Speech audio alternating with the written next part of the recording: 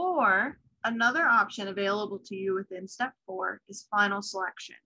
And so final selection, as I'll go into more detail in the next couple of slides, is really the opportunity for students who may see group process as overwhelming or maybe not worth it for them, or just not aligned with what it is that they're looking for housing in regards to next year. And that's totally okay.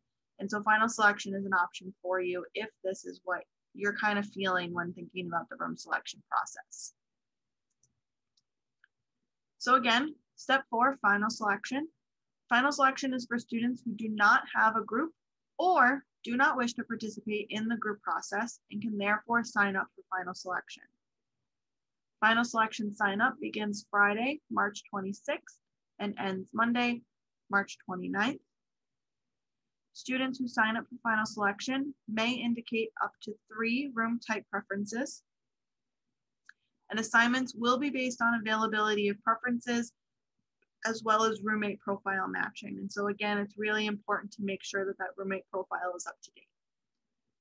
And lastly, students who choose to take part in final selection will be assigned to housing in June.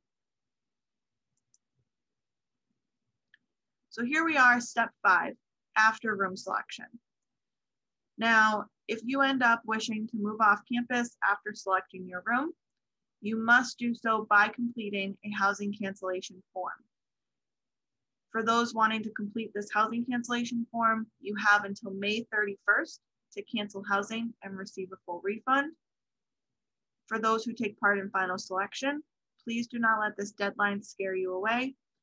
For final selection students, you will have up to 72 hours after you receive your housing assignment email to decide whether or not you would like to cancel your housing and still receive that full refund. So if you really are interested in final selection, do not worry about the May 31st date because since you'll receive your housing in June, you'll have 72 hours to make that decision once your email has been sent to you regarding your housing assignment.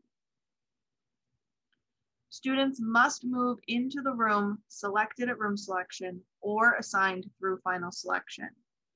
This is really important to remember that if after the room selection process or after final selection, you realize that one of your other friends has an opening and you'd rather live with them, you cannot just move into that room.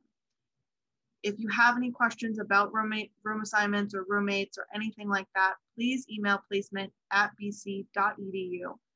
But just remember that regardless, you do need to move into the room that you are assigned to, whether that be through room selection or final selection.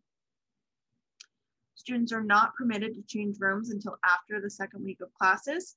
This is because we do have that 2-week room freeze in the beginning of the semester, just so that way we have an idea of who's coming to campus and who's not, and can have a more accurate representation of what vacancies are available. And lastly, students choosing to change rooms without approval may be referred through the student conduct process. And so again, as I mentioned earlier, it's very important that if you have any questions or concerns about vacancies or wanting to live with other people, that's totally fine. You can ask those questions through placement@bc.edu, but you cannot just make those decisions yourselves when coming to campus. And so just understanding that the repercussions there is that you could go through the student conduct process. Class standing, class year is determined by the student's date of entry, expected graduation, and credits completed. Locations are not class specific.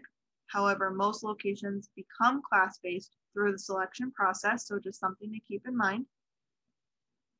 And cross-class groups are allowed, but will impact eligibility category.